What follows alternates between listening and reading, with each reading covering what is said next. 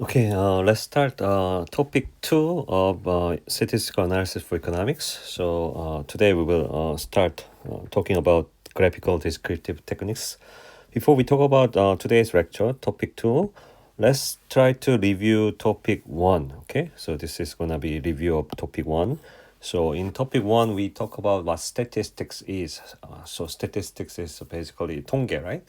And we talk about descriptive statistics. In the descriptive statistics, we have learned two types of descriptive statistics. We will learn actually two types of descriptive statistics. One is the graphical descriptive statistics, graphical descriptive techniques of describing the data. So basically graphs and tables, which we will learn in chapter 2, topic 2. Okay, this is going to be topic 2, today's lecture. And then there will be numerical descriptive techniques, techniques. So this is going to be about mean, median, and so on, right? Mean, median, variance, and so on. This is going to be topic 3, which we will learn soon after the topic 2. And then we will talk about, we talked about inferential statistics. Inferential statistics is basically try to make a conclusion, tries to draw some conclusion from the data. We want to make some kind of decision, so we need to make a conclusion. And then those kind of, process of making inferential statistics or drawing a conclusion is a statistical inference that we learn. And then we talk about several, definitions. One is the 4 important definitions that we talk about was population. Population is basically all those units that we are interested in, and we especially interested in a feature of population that is called a parameter, right? In our course, we focus on the numerical measure of population, numerical feature of a population. So basically numbers in those population, for example, average wage of Korean population or average height of Korean population and so on. And that is a parameter. So population average is basically parameter. And that parameter, we want to know those kind of parameters. In order to know these parameters, we draw a sample from a population. Sample is a relatively smaller set of units that were drawn from population, right? And then from this sample, we can have some kind of features, numerical features, such as a sample average. In the population, there is a population average, which we cannot calculate, but there is a sample average we can calculate, right? That kind of that kind of measure is a statistics. So we are going to learn this statistics. So we draw the sample from a population and we calculate statistics. And this statistics is basically a counterpart of this population parameter. So we use this statistics to make a conclusion about a parameter. Then that is basically statistical inference process, right? And we use this statistics and to to describe population, then that is a descriptive statistics, right? That's what we have learned in topic 1. Now we will move on to this graphical techniques, graphs and tables from this topic 2, okay? So topic 2, graphical descriptive techniques, Keller's textbook chapters 2 and 3, and Doan and Sewell chapter 3, right? And this topic we will follow more closely to the Keller's chapters, okay? So let's move on. So we will first talk about types of data and information, and we will try to describe a set of qualitative data, okay? And then we will try to describe the relationship between two qualitative variables, okay? And then we will move on to graphical techniques to describe quantitative data. Basically, qualitative data is not necessarily numbers in terms of the data itself, raw data itself. And then we have quantitative data that they basically they are numbers, okay, numerically meaningful data, right? And we will describe the time series data, and we will describe the relationship between two quantitative variables. I think this topic may not be covered in 75 minutes. So, but if it takes more than 75 minutes, I will try to separate the lecture into two, and you guys may need to listen those. You guys may want to. I think you guys should listen, of course, two lectures, but maybe I will check the attendance only for one lecture or both. Okay. So types of data first. Okay. Maybe for me, in this course, the graphical techniques or describing techniques itself, like tables and graphs, are not that, to me, at least to me, not that important. More important thing is the definition. What is the variable and what is the data? Those kind of things you may be interested in and you may want to, remember, okay? A variable, first thing, a variable is some characteristic of a population or sample. For example, like student grade is a variable, right? And typically we denote these variables with a capital letter, X, Y, capital X, capital Y, capital Z, capital Z. And the values of variable are the range of possible values for a variable. For example, student grade is a variable. Then the values of student grade is A plus A, B plus, and so on, right? These guys are the values of the variable. If the variable is student marks, student scores, then 0 to 100, maybe I will say 0 can be possible. So 0 to 100 is a possible values, right? Possible value, interval of possible values, right? And data is what? Data is data. Some people use data as plural. Some people use data as singular. So singular and plural noun, we can use data as both singular noun or plural noun. So data are the observed values of a variable. Okay, student marks. For example, in the previous years of statistical analysis for economics, there are a lot of numbers, right? They are all basically the data, right? So students' marks have 67 points, 74 points, 71 points, 83, 93, 55, 48. They are all those numbers, and these guys are basically the data. Okay. And data, we can classify data into two or three groups. First group is quantitative data. Quantitative is basically numerical, right? Numerical data. Some people call it interval, but I will choose to use quantitative or numerical data. I will call this quantitative data as quantitative or numerical data. And then there is ordinal data. Ordinal is basically the order, right? Order or ranking, right? Order or ranking. So ordinal data. And qualitative data, qualitative is only the meaning or the category matters, right? So qualitative data is nominal data or categorical data. The different name of qualitative data is nominal data and categorical data. People actually don't try to distinguish these types of data.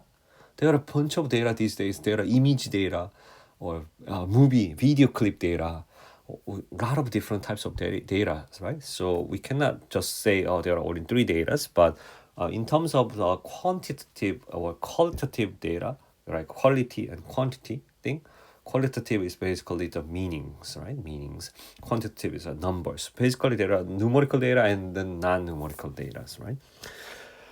So these data types basically are based on whether we can permit the numerical calculations. For example, this quantitative data, we can do any types of numerical calculations, like plus, minus, 더하기, 빼기, right? Plus, minus, product, right? All those kind of numerical calculations are possible, right? So quantitative data type, we can allow all possible types of computations.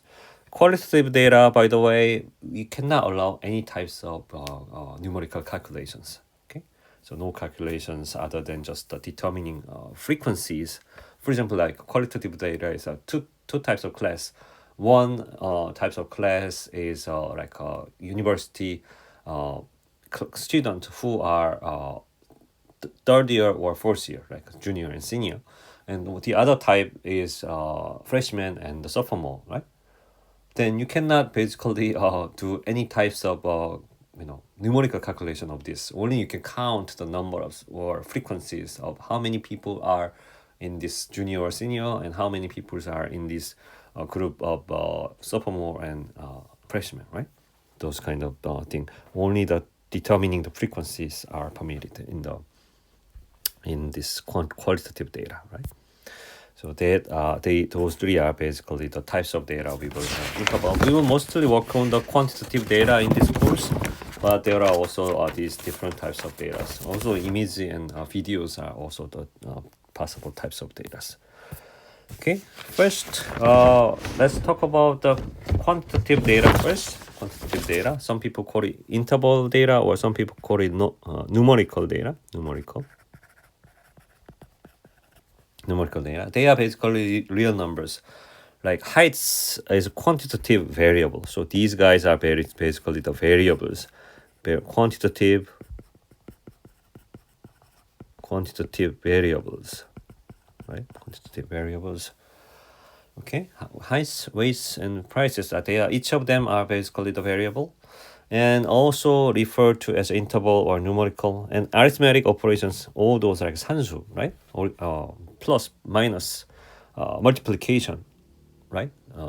Dividing, right? Everything is possible, right? So 2 times height, price plus $1, all those kind of calculation is possible. And that is quantitative data. And qualitative data is basically just categories. So some responses to questions about marital status of an individual is either one of those 4 categories. The first one is single. If single, then we can assign the number 1, right? And this number doesn't have a numerical meaning. It doesn't mean like there is a one something, right? And married is 2, for example, 2 right here. And this 2 doesn't mean 1 times 2, single times 2. Divorced, we just assign the number 3, right? And this 3 does not mean single times 3, right? So there's no numerical calculation is possible. Widowed is 4. And then people, an individual, their his or her marital status, should be in one of those 4 categories, right? Single, married, divorced, and widowed, right?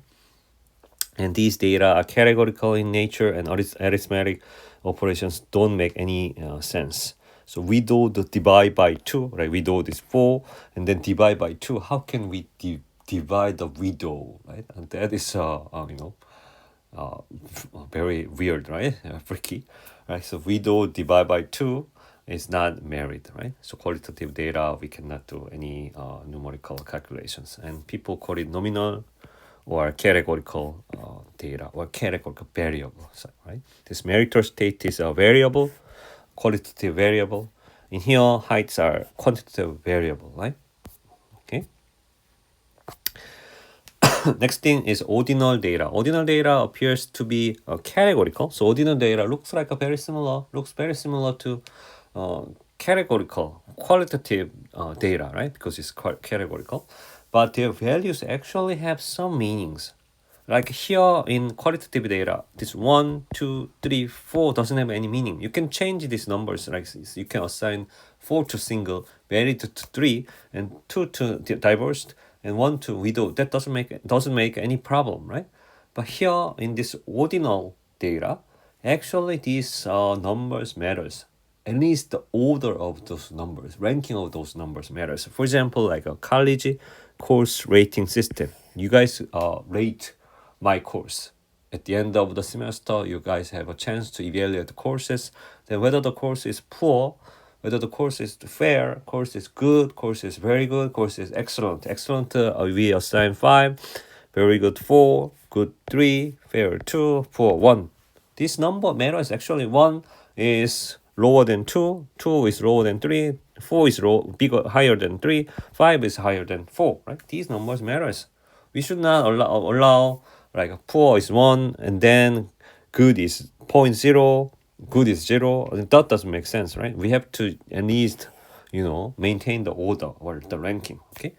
But still, arithmetic calculation actually does not necessarily have meaning, right? 2 times fair, for example, fair is 2, and then we assign 4 for very good, but that doesn't mean fair times 2 is very good, right? 2 is a fair class is basically, it does not necessarily a very good class, okay? But we can only say excellent is better than poor. So excellent is 5, poor is 1. Excellent is better than poor. Very good is better than fair. We can still say this. So there is an order, right? Order. 순서, order, or ranking. Yeah. Only the ranking of these numbers matters. Only the order of those numbers matters. Okay. So that is the ordinal data. Okay. So there are hierarchy of these data, qualitative data, quantitative data, and in the middle there is ordinal data, right? Quantitative data, all those calculations are valid. Qualitative data, only frequencies of occurrence can be counted, and ordinal data only as long as we maintain the order, there is some meaning of these numbers, right? So the ranking only ordinal data, only ranking of those numbers matters, right? So that is basically the data hierarchy of those three types of data that we would think about. Okay, and with this data, we'll try to describe those data. First, we'll try to describe qualitative data first. Qualitative data is what? Numerical? No, it's not numerical. It's a nominal or categorical data, right? Categorical data. Like a marital status, right? Married, single, divorced, widowed, right? So in this qualitative data, we can use some graphical technique or tabular technique, table. Only allow calculation on this qualitative data is to count the frequencies, right? Count the frequency of each value of the variable, right? Married, there are number 2 is married, number 1 is single, number 3 is divorced, number 4 was widowed. Then how many people are married? How many people are single? We can count those frequencies, right? So first thing we can think about when we describe the qualitative data is frequency distribution. And then there is also what we call relative frequency distribution, right? In the next slide, we will have an example, and we would look at what frequency distribution and what relative frequency distribution is. In the 2012 General Social Survey in the U.S., respondents were asked this following question. Last week, were you working full-time, part-time, going to school, keeping house, or what? So what you have done in the last week, okay? So there are 8 different categories, right? So it's qualitative data categories, right? Working full-time, if some respondent answered that he or she worked full-time, then the surveyor actually assigned the value 1, right? Or the respondent can choose these among those 8. Okay, response can be working full-time, working part-time, temporarily not working, unemployed, retired, going to school, keeping house, and others, right? So there are 8 different, responses. And then there were about 2,000 people, almost like 2,000 people answered this question. And then you can make a frequency table or relative frequency table. You can also say this is as a frequency distribution or relative frequency distribution. So work status. So people often use this kind of acronym or abbreviation for the variable. So this is the variable, right? Variable name is work status or WRK stat. And then its value, which kind of code we assign. So working full-time, the code is 1. Working part-time, the code is 2, and so on. And then there are 912 people work full-time, right? So that is a 46.2%. There are 2,000 people, right? And 46.2% people are working full-time. And then 226 people worked part-time. So 226, this is 226 divided by 2,000 is 11.5 people. So there are 912, 226, 40, 104, 357, 70, 210, 54. They are basically frequency table, right? And then if you sum them up, then you will get basically 2,000 people, right? 2,000 people. If you sum all these numbers, right, then you will get 2,000. And then if you sum all those like relative frequencies, then you will get 100, right? 100%. So basically, these relative frequencies is among those all those respondent, how many people are working full time? That number is here, right? 912 divided by 2,000, so 46.2%, right? So that is basically relative frequency, and this is our frequency, right? So frequency table and relative frequency table. With this table, we can also can understand what's going on in the data, and what about we can know the feature of the variable work status. But we can also maybe the easiest way or even more convenient way to describe the data is the graph. So in the next slide, we draw some graph. So first one is a bar chart, right? Bar chart. We draw the bar chart. So there are 2,000 people, and one is what? Working full time, right? Working full time. Work full time. Full time. Full time, right? There are 912 people, and work part time. Part time. 226 people, and we draw this bar chart, right? This is a bar chart. Technically it's not a histogram, right? There are categories here. These guys are categories, and then we have a frequency here, and then that is a bar chart. You can easily see the largest group is working full time, and the second large group is 5. 5 is what? 5 is retired, right? 5 is retired. Group 5. Okay, and you can also draw the pie chart with this. I think you have seen this type of chart a lot of times. Okay, so number 1 full time 46.2%, number 2 part time 11.5%, and so on. Number 5 is 18.1%. Some people draw like a pie chart a little bit more like a fancy way in Excel, like this, right?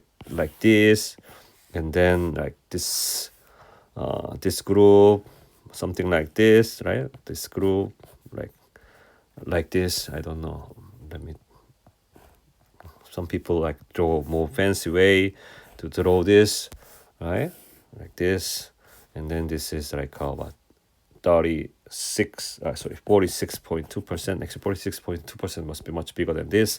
But like this kind of thing is basically the pie chart, right? It doesn't matter how you make this graph fancier or prettier. Anyway, what we can do is bar chart and pie chart. Okay. Next thing is not only just one variable. Here we only describe one variable, work status. There could be two different qualitative variables, right? Marital status and employed status, for example, right? There are two different types of qualitative variables. Then how can we describe the relationship between two qualitative variables? So in order to describe two qualitative variables relationship, we need to count frequency first, and then we have to show the frequency for each each categories. There could be there are two qualitative variable with two different categories. Then there are 4 categories. One qualitative variable has category A and B.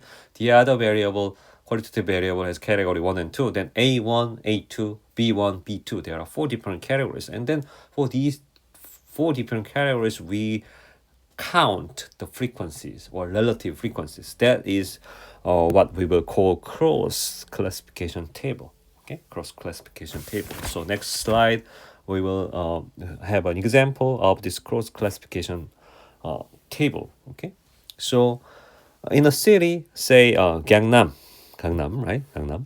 There are 4 competing newspapers: Globe and Mail, which we will call GNM, Post, Sun, and Star. For example, like 조선일보, 중앙일보, 동아일보, and 한겨레신문, something like this, right? And then to help design advertising campaigns of these, newspapers, the advertising manager of a newspaper need to know which segment of the newspaper market are reading their papers. For example, like there are different types of segment. For example, like blue collar workers may like global GNM, and white collar workers may like Star, right? So Gangnam Star, Gangnam Sun, Gangnam Post, and Gangnam Globe and Mail. Those kind of different newspapers are targeting different group of people, right? So there are GNM, we call 1, Post, we call 2, Star, we call 3, and Sun, we call 4. And then there are different types of occupations, right? Blue collar workers, we call 1, white collar worker 2, professional, we call 3. So there are how many categories? There are 4 categories and there are 3 categories. So there are 12 different categories, right? 1 and 1, 1 and 2, 1 and 3, 1 and 4, 2 and 1, 2 and 2, 2 and 3, 2 and 4, 3 and 1, 3 and 2, 3 and 3, 3 and 4. There are 4 categories, right? So these type of categories, then we can match these different categories. Then you can draw a table which is a cross classification table. But before we draw the cross classification table, we have to look at the data, how the data look like. So data will look like this following table. If you have raw data from any source, then usually data looks like this. There are readers, okay, newspaper readers. There are 354 readers. So this is basically number of readers, right? Number of readers. Right, there are 354 readers, and first reader, right? Second reader, third reader, 354th reader, right? So number of readers is basically the largest number in this reader variable, and this is occupation variable, and this is a newspaper variable. 2 qualitative variables, right? Variable,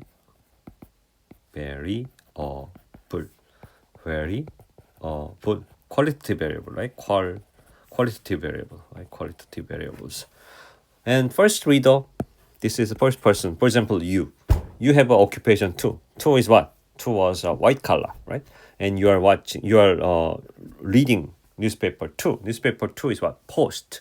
Okay. So you are the first person who have white collar job and reading Post. Second person, occupation 1 is what? 1 is a blue collar worker.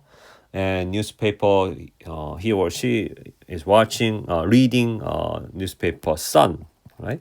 And 352nd, right? 352nd reader has occupation 3, professional, right? Professional, and he or she is reading a Post.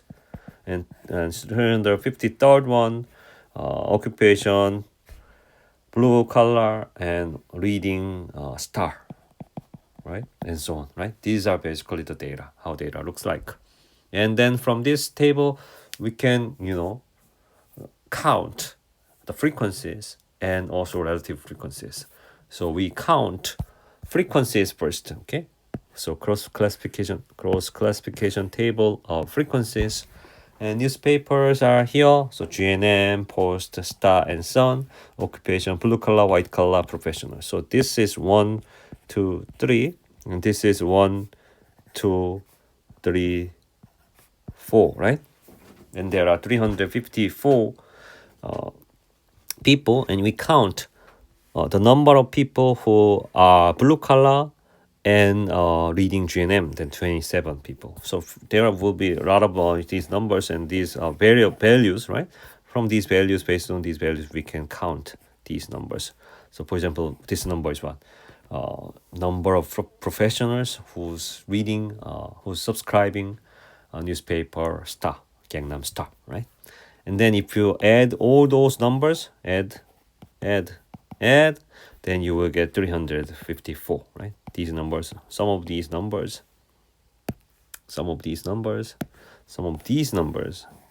if you add all of them, then you will get 354. And you can make also the low sum. You can have a low sum. If you add these 4 numbers, then you will get 120. Then this 120 is what? This is a number of people who's subscribing who's not subscribing. Sorry. Let me put it again. Let me speak it again. So this number is the number of blue collar workers. This number is number of white collar workers and number of professional workers. If you make a column sum,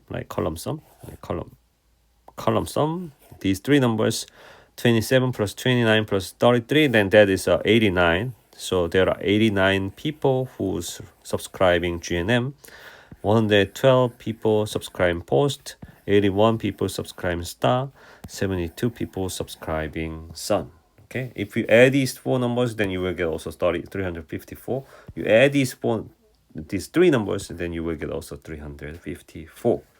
Then how about relative frequencies? This is just frequencies. Relative frequencies, in order to calculate relative frequencies, you divide this number by what? 354, right? 354. 354. You do this, then you will get the relative frequency based on the total number of observations, total number of people. But also you can we are not necessarily dividing this number based on the total number of people. We can also divide this number based on the total, low total. So you divide this number by 120, 120, 120, 120, then you will get low relative frequency table. If you divide this number based on 89 by 89, then you will get column relative frequency tables, right? So this is a low relative frequencies. So this was 0.23 is basically 27 divided by 120. So you divide by this 120, so you get 0.23, 0.15, 0.32, 0.31. That means this number is what? Among those 120 blue collar workers, 23% is subscribing GNM, 15% is subscribing Post, 32% subscribing Star, 31% subscribing Sun. So total is 1, and this total is not necessarily 0.25. That not necessarily 1, right? And this is basically this number divided by 354. So 25% of people among all people reading subscribing GNM, 32% subscribing Post, 23% subscribing Star, 20% subscribing Sun. Okay. Based on these numbers, we draw a graph. We can draw a graph. So these numbers, we will make these numbers as a graph. Then we can draw this bar chart. So among these blue collar workers, 23% reading GNM. This is what 23% reading GNM. 15% reading Post. So a little bit the graph doesn't look very good, but 32% reading Star, 31% reading Sun. Among those professionals, 26% reading GNM, 40% reading 40% reading Post, 17% reading Star, 16% reading Sun. So we can draw this kind of graph. Okay, the bar chart. And from here, what we can do, if you look at this white collar workers and professional workers, this bar chart look quite similar. Post are definitely the most popular newspaper among those four to those white collar and professional workers. But for blue collar workers, Post is actually the least popular newspaper. Actually, Star and Sun are more popular newspapers, but Star and Sun are one of those two least popular newspapers for professional and white collar workers. So their graph among those three groups are quite different, right? So their graph are similar, or not the same, similar, but this graph are definitely different from white collar and the professional, right? We can basically get this information from the data. So if the two variables are unrelated, the pattern exhibited in those bar charts should be approximately the same. But if some relationship exists, then those bar charts must be differ. So there are definitely differ between this first one and those two graphs. So there are definitely the relationship between those two variables: newspaper subscription and occupation, right? So that is what we can get as an information. Now, this is a nominal variable, right? The qualitative variable. Now let's move on to the quantitative variable. Let me briefly stop here and take some break, and then we will keep moving on to the next part of the this topic, which is about describing the quantitative data.